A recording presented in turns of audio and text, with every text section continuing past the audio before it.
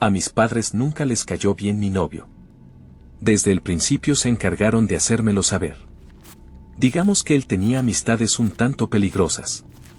Sin embargo, en la juventud, nos sentimos con la libertad de hacer lo que nos plazca, sin pensar demasiado en las consecuencias. Mi nombre es Natalia y ahora tengo 35 años. La historia que les voy a contar sucedió hace un tiempo, cuando aún vivía con mis padres en mi adolescencia. Era hija única, así que mis papás se esforzaban por darme lo que necesitaba, a pesar de ser una familia con recursos limitados. Estudié la preparatoria en un pueblo cercano, un lugar un poco más grande, situado a unos 30 minutos en transporte público de mi casa. Asistía al turno de la tarde. Fue allí donde conocí a Ignacio, el chico del que quiero hablarles. Él no estudiaba, pero solía estacionar su camioneta frente a la escuela. Lo observaba junto a sus amigos, charlando y mirando a las chicas pasar. Mi padre siempre me advertía que no me acercara a ellos. Generalmente, ese tipo de personas se metían en problemas y sobre todo, estaban en contacto con la delincuencia. En esa época, yo era una joven rebelde, así que no presté atención a sus advertencias. Cuando Ignacio se acercó, no lo rechacé. Al principio, solo eran miradas, pero luego comenzó a enviarme sorpresas en clase, flores y pequeños detalles. A mi edad, eso era algo nuevo. Nunca nadie había hecho eso por mí, y de alguna manera me gustaba. Al principio no sabía quién era, hasta que un día se acercó y comenzamos a charlar. Me confesó todo. Así fue como empezamos a vernos más seguido. Pasaba más tiempo con él, y cuando se hacía tarde, me llevaba hasta mi pueblo. Ignacio era algunos años mayor que yo, y eso me atraía. Era muy atento y simpático conmigo. No sé cómo explicarlo, pero esa atención me hacía sentir bien. Pronto, la noticia llegó a mis padres. Una noche, durante la cena, mi papá me advirtió que tuviera cuidado con las personas con las que me juntaba. Había mucha gente en la zona vinculada a la delincuencia, ya saben, los chicos malos. Yo, algo molesta, le respondí que lo sabía, que era grande y que no debía preocuparse por mí. Más tarde, mi madre me mencionó que estaban al tanto del chico con el que estaba saliendo, un tal Ignacio. No dije nada, me quedé callada mientras lavaba los platos. Mi madre me advertía que ese muchacho no era bueno y que andaba con personas peligrosas. Me rogó que me alejara de él. Yo lo negué todo. Le aseguré con tranquilidad que no se preocupara, que solo era un amigo de una amiga y que no hiciera caso de los rumores. Estoy segura de que no me creyó. Así pasaron los días. Ignacio y yo continuamos viéndonos. Ya habían transcurrido 3 semanas. Hasta ese momento, todo parecía normal, o al menos así lo veía yo, embriagada por el amor. Un día, lo encontré antes de entrar a clase. Era extraño porque normalmente venía a verme por la tarde. Me dijo que quería darme algo. Era un collar, discreto y según él, de oro. No sabía si aceptarlo. No quería sentirme comprometida, pero tampoco podía rechazarlo. Él hizo un comentario un tanto extraño. Dijo que si lo aceptaba, ya no podría quitármelo. Yo, sonriendo, le pregunté por qué, pero él solo me repitió lo mismo. La única condición era no quitármelo. Eso me pareció raro. Pensé que solo estaba bromeando, así que le dije que sí. No había motivo para preocuparse. Algo que me llamó la atención era que la cadena tenía un pequeño dije. No sabía describirlo bien, parecía un niño. Y les diré algo, estaba muy contenta. Creo que en ese momento fue el regalo más caro que alguien me había hecho jamás. Venía de una familia humilde, y mis padres no podían permitirse algo así. Me sentí emocionada el resto del día. Lo presumí entre mis amigas y compañeros de clase. Era como un símbolo de que tal vez lo nuestro iba en serio. No éramos novios, pero de alguna manera esa cadena me hacía sentir que sí. Justo antes de llegar a casa, me quité el collar. No quería que mis padres lo vieran.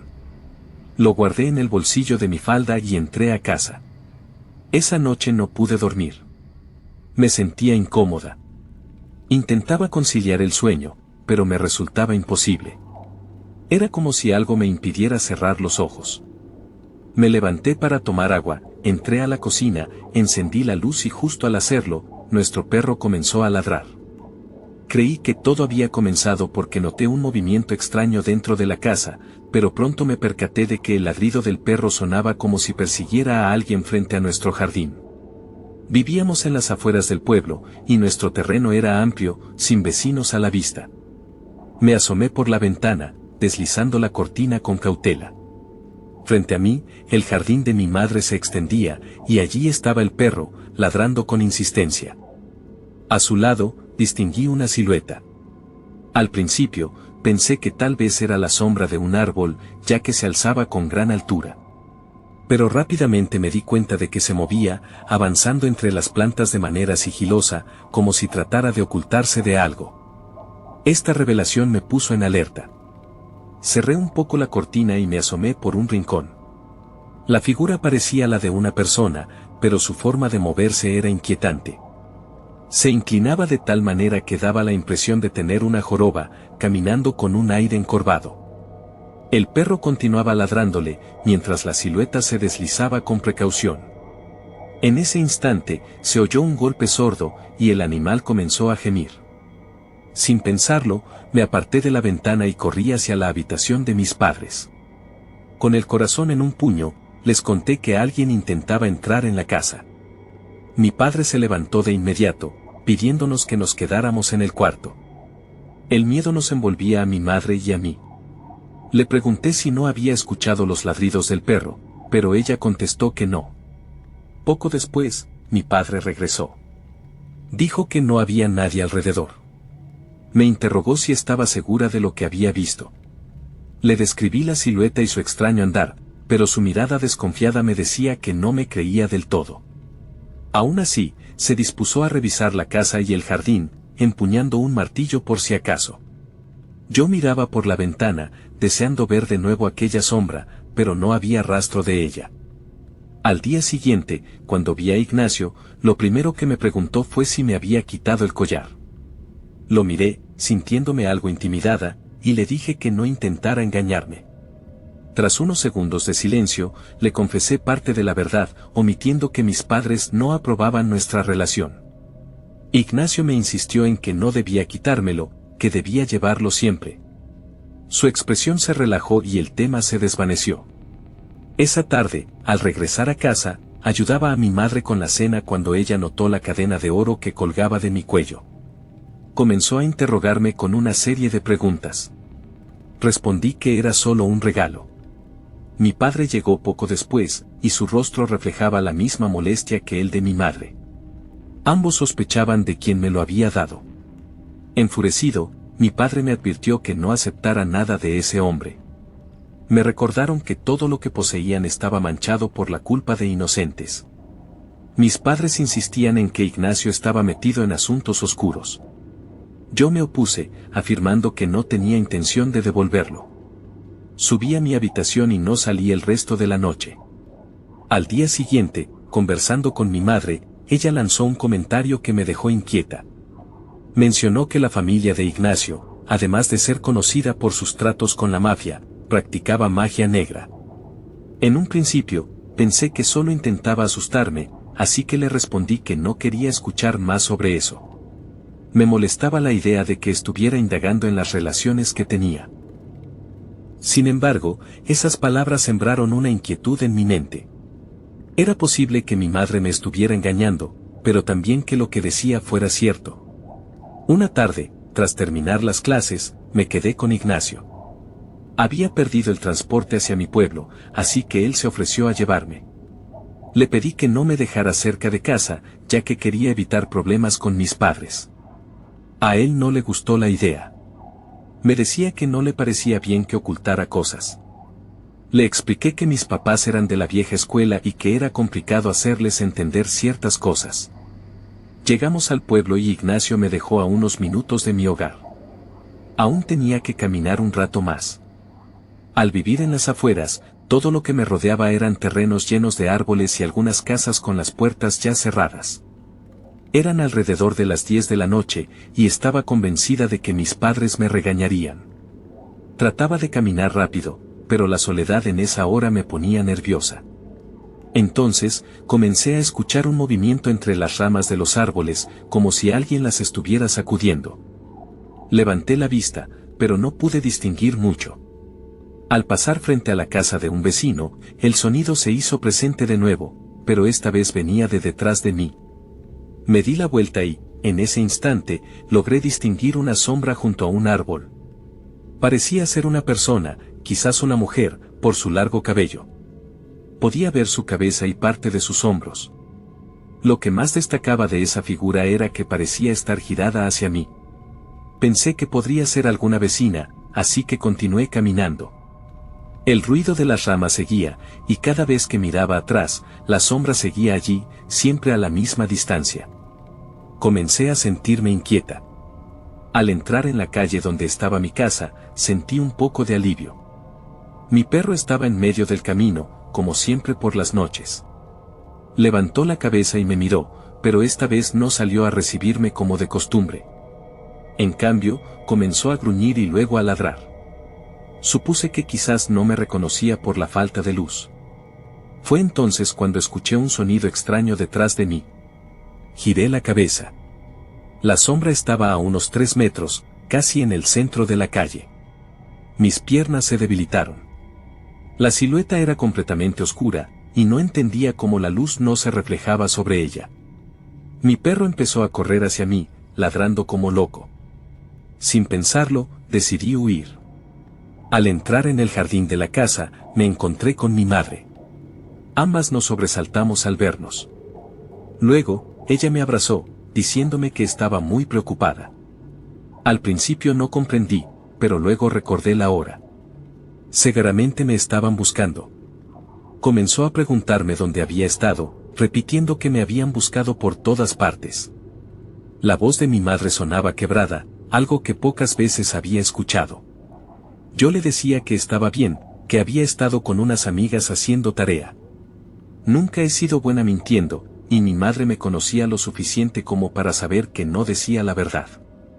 Pero supongo que, al mismo tiempo, se sentía aliviada de que estuviera en casa. Entramos a la cocina y le pregunté por papá. Ella me respondió que había salido a buscarme. Media hora después, cuando mi padre regresó, parecía contento de verme. Pensé que iba a regañarme, pero al principio solo me abrazó, diciendo que me había buscado por todos lados y que temía no encontrarme. Le expliqué lo mismo que a mi madre. Durante la cena, empezaron a hacerme preguntas. Insistían, pero yo respondía lo mismo. Mi padre me repitió que me alejara de Ignacio, que ese chico no era buena influencia para mí. Vio que todavía llevaba la cadena en el cuello, lo que lo irritó aún más. Comenzó a gritarme, diciendo que no entendía por qué me comportaba así, que no debía dejarme envolver por alguien como él, que no podía comprarme con regalos. La forma en que hablaba de Ignacio me molestaba, y en ese momento era muy inmadura.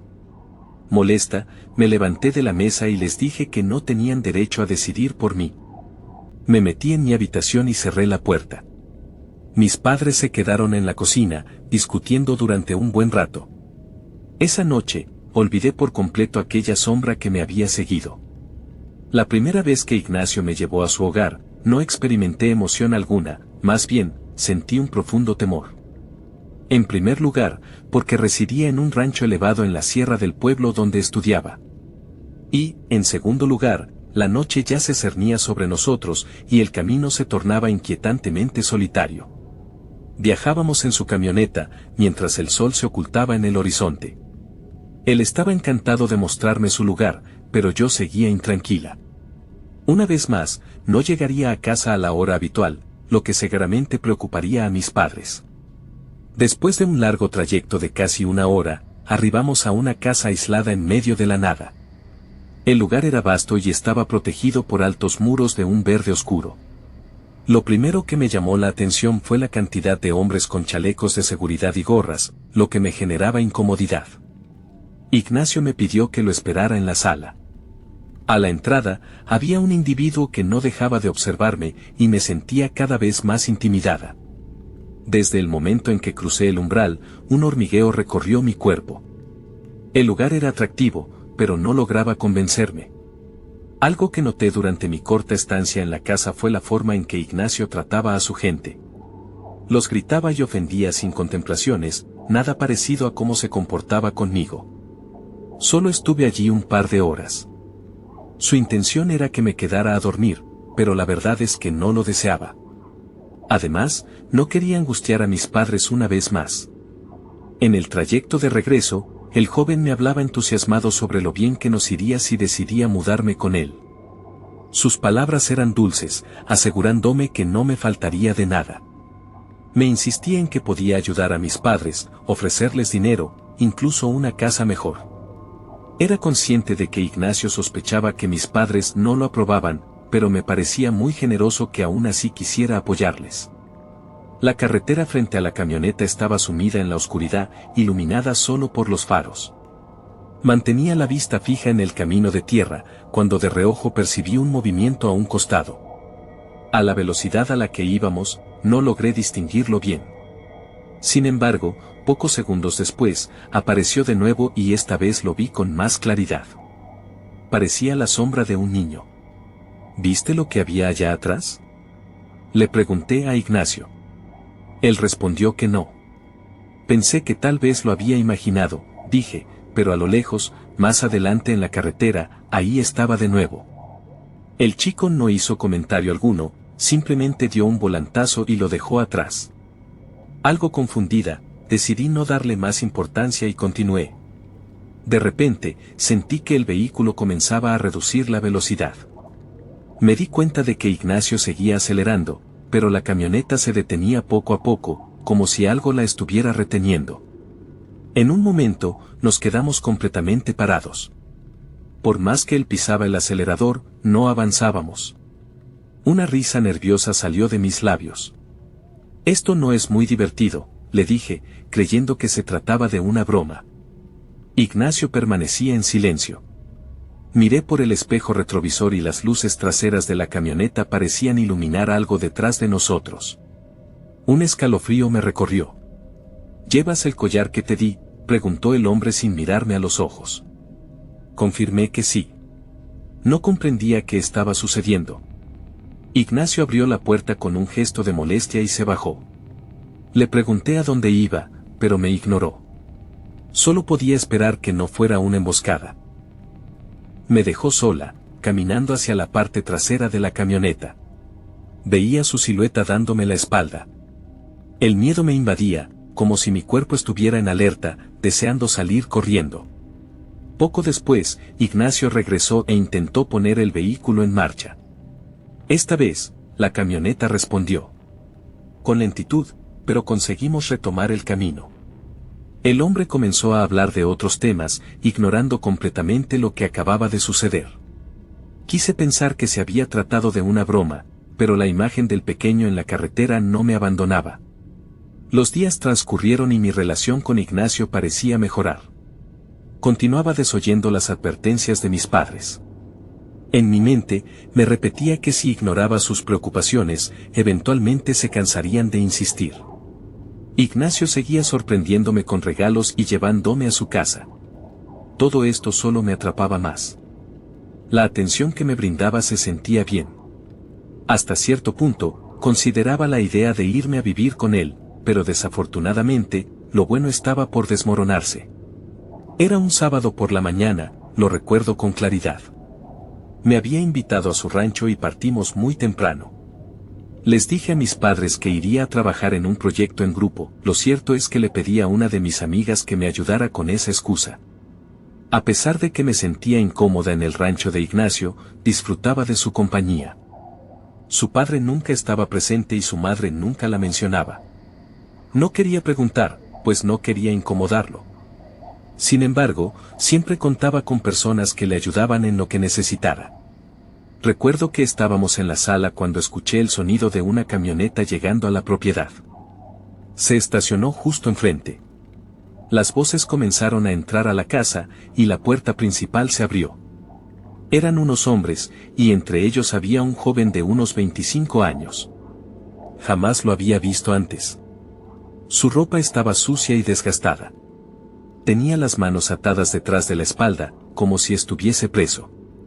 Pero lo que más me aterrorizó fue su rostro. Llevaba una venda que cubría sus ojos, y el resto de su cara estaba llena de golpes. 2 hombres lo escoltaban, como si lo llevaran a juicio. Ignacio simplemente ordenó que lo trasladaran a la parte trasera de la casa. El chico comenzó a hablar, repitiendo que no sabía nada y que, por favor, lo dejaran ir. Empecé a sentirme cada vez más incómoda y, sobre todo, nerviosa. El hombre temía por su vida, y su voz se quebraba con cada palabra. Ignacio insistió en que lo sacaran de su vista. El joven empezó a llorar, suplicando que no le hicieran daño, que tenía un bebé en casa y que su esposa lo estaba esperando. Lo arrastraron y casi lo llevaron a rastras hasta que lo perdí de vista. Podía escuchar sus gritos llenos de desesperación resonando en la distancia. Estaba aterrorizada y, de alguna manera, me sentí muda. No comprendía lo que acababa de presenciar, aunque tenía una idea de lo que podrían hacerle a ese hombre. Ignacio intentó continuar la conversación como si nada hubiera pasado, pero yo no podía mirarlo a los ojos. Con un poco de miedo y titubeando, le pregunté a dónde llevaban al joven. Él respondió que no era importante y que no le diera más vueltas al asunto. Pero seguí insistiendo, lanzando un torrente de preguntas. Él parecía cada vez más molesto. No te metas en lo que no te incumbe, me dijo con un tono pasivo-agresivo. Durante el resto de la mañana, me sentí muy incómoda en la casa y deseaba regresar con mis padres. Por la tarde, Ignacio se ausentó un momento. Aproveché para entrar a la cocina y hablar con una de las mujeres que trabajaban allí. No esperaba encontrarla, pero estaba allí preparando la comida. Algo en mí me advertía que no me metiera, pero mi curiosidad era más fuerte. Primero le pregunté si necesitaba ayuda en algo. Ella, amablemente, me respondió que todo estaba bien y que regresara a la sala para relajarme un poco. Le mencioné que estaba aburrida y, de esa forma, comenzamos a charlar. La mujer me habló un poco de su vida y de cuánto tiempo llevaba trabajando para la familia. Intenté mantener la conversación sin mostrarme ansiosa. ¿Usted vio al joven que llegó hace un rato?, pregunté con incertidumbre. La mujer evitó el contacto visual y siguió con su tarea. Era un chico que llegó esta mañana. Lo tenían escoltado. Parecía que le habían hecho algo, añadí. No me enteré de eso, respondió la mujer tras un breve silencio. Era inútil, no me dirían nada. No sé qué respuesta buscaba, pues era evidente lo que sucedía. Supongo que, muy dentro de mí, quería convencerme de que no era lo que pensaba, de todo lo que mis padres me habían dicho sobre él. Desde aquel momento, comencé a sentir un cierto rechazo hacia Ignacio. Era una sensación en el pecho, una mezcla de miedo y asco. Cada vez que lo veía, no podía evitar pensar en el joven que había llevado a su casa. Tenía muchas ganas de preguntarle qué había sucedido con él, pero no me atrevía. Comencé a tener sueños con su rostro. Me despertaba en medio de la noche, porque las pesadillas eran demasiado vívidas. Creía escuchar su voz llamándome desde la oscuridad de mi habitación. Una tarde, cuando mis padres no estaban en casa y aún había luz del día, me senté en una gran silla en el patio delantero, bajo la sombra de un árbol de almendras. Estaba arreglando la falda de mi uniforme, cosiendo un pliegue. En ese momento, empecé a sentir algo extraño, como si alguien me estuviese observando. En las calles empedradas de Sevilla, donde el aroma a naranjos y el murmullo del Guadalquivir se entremezclan con los secretos de siglos pasados, me encontré envuelta en una pesadilla que ni el más oscuro rincón de mi mente habría podido imaginar. Alcé la vista y el vacío me recibió, pero al girar hacia mi casa, una silueta se dibujaba en la ventana de la cocina. Era él, el joven que había visto atado en la casa de Ignacio. Su rostro, antes vendado, ahora me miraba con una tristeza que traspasaba el cristal.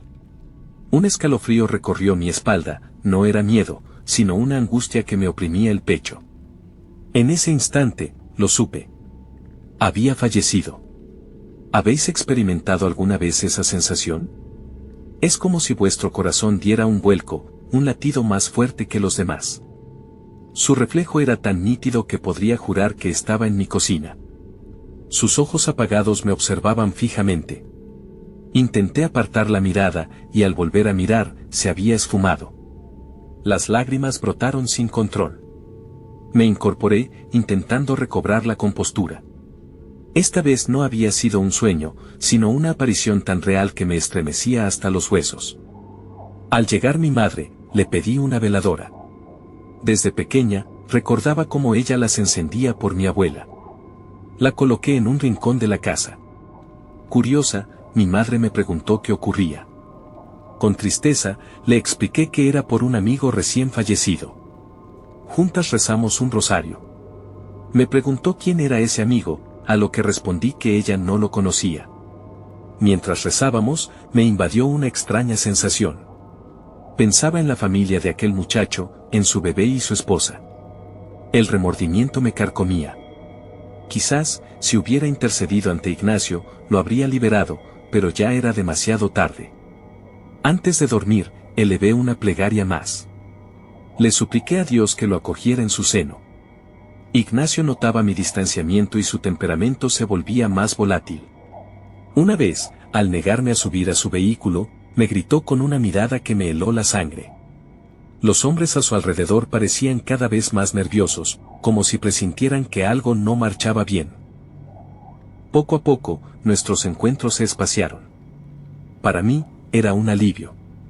Desde la aparición de aquel joven en mi casa, la culpa me atormentaba, y ver a Ignacio solo reavivaba ese sentimiento. Una tarde, lo noté más inquieto de lo habitual.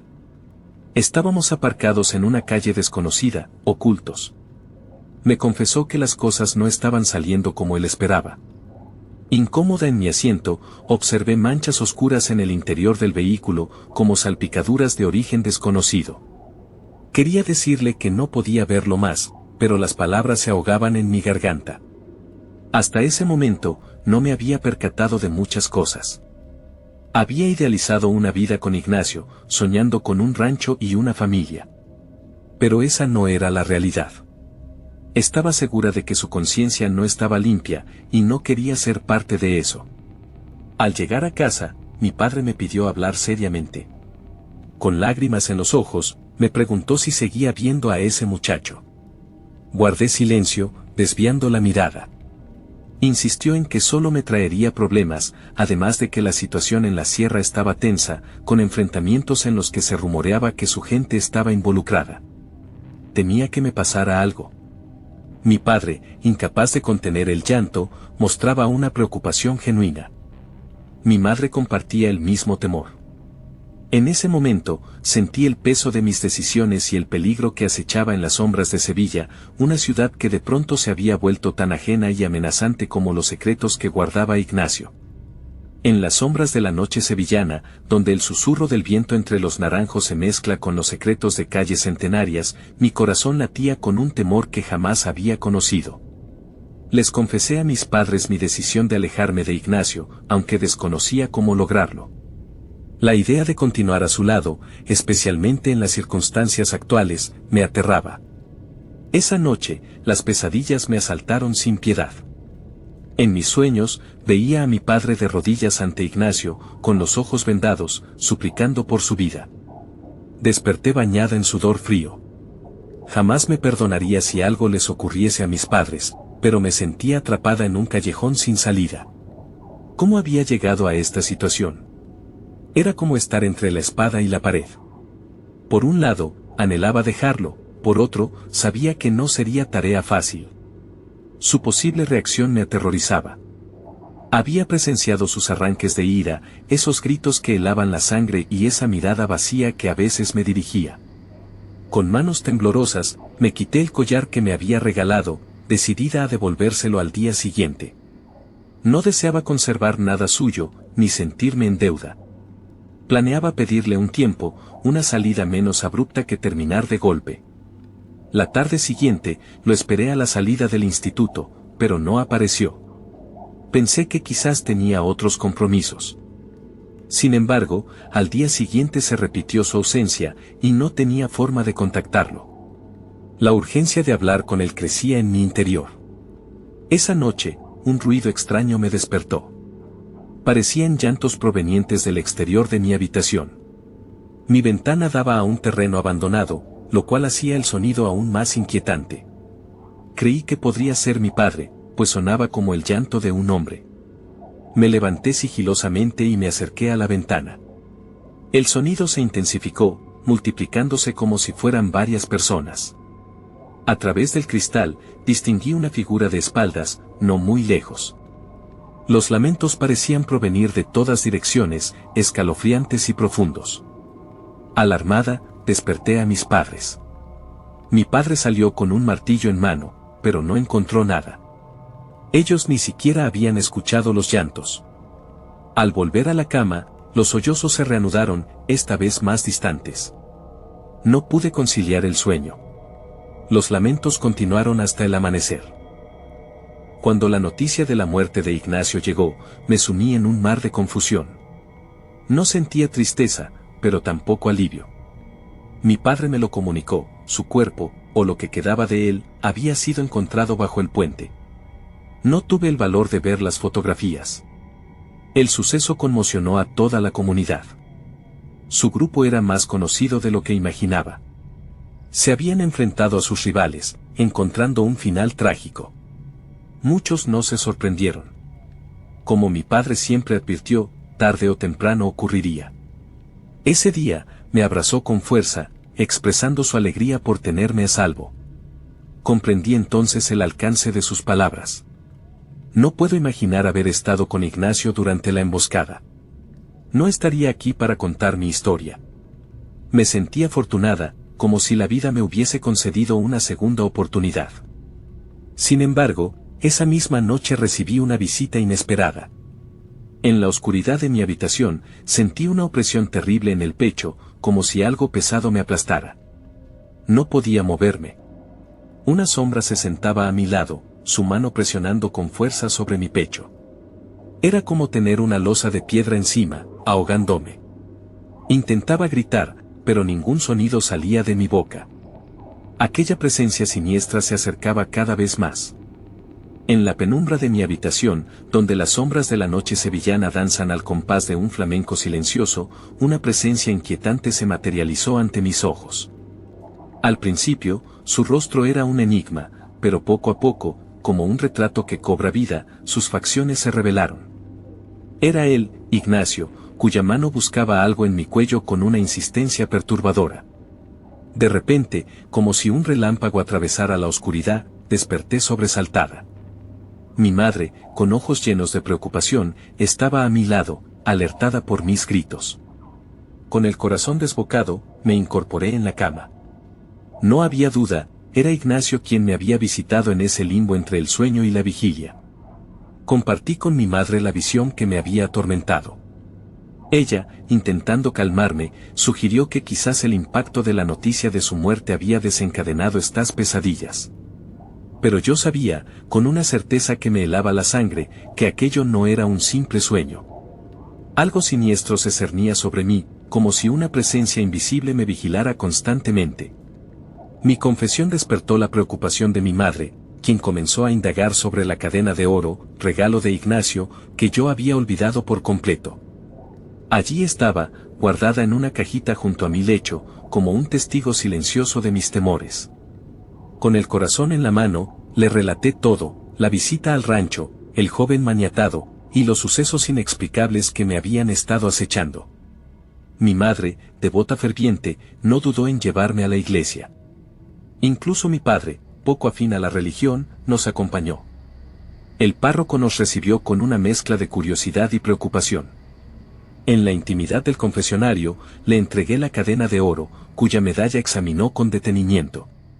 Su consejo inicial fue dejar el asunto en el pasado, pero ante mi insistencia sobre la presencia persistente de Ignacio, el sacerdote me reveló una verdad inquietante. Me explicó que personas como Ignacio, en busca de protección para sus actos nefastos, a menudo recurren a entidades oscuras. Estas les conceden sus deseos a cambio de almas o seres queridos. Con voz serena, me instó a entregarme a la oración, evitando profundizar en los detalles macabros. El apoyo incondicional de mis padres fue mi ancla en ese mar de incertidumbre. Las oraciones compartidas con mi madre y la presencia reconfortante de mi padre se convirtieron en mi refugio. Esta experiencia me enseñó a valorarlos más y a ser más agradecida. Me esforcé por mejorar en la escuela, colaborar en casa y seguir sus consejos con mayor atención. Gradualmente, la opresión que me acompañaba se fue disipando. Las manifestaciones sobrenaturales cesaron, pero las preguntas persistían en mi mente. Con el paso del tiempo, formulé mi propia teoría. Quizás el collar era un vínculo con las almas de las víctimas de Ignacio, o tal vez una protección oscura.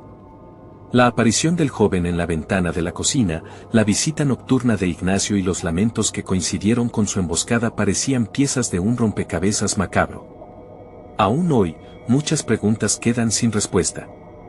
Me pregunto por las víctimas de Ignacio, algunas culpables, otras inocentes. Intento no obsesionarme con ello, pero de vez en cuando enciendo una vela por sus almas, esperando que hayan encontrado la paz que les fue negada en vida. Buenas noches, queridos oyentes. Agradezco profundamente que hayáis acompañado hasta el final este relato oscuro. Vuestro apoyo a esta comunidad, que crece día a día, es invaluable. Os invito a suscribiros, pues vuestra participación nos ayuda a llegar a más almas sedientas de misterio. Una vez más, gracias por vuestra atención. Hasta la próxima, que la noche os sea leve y los sueños, clementes.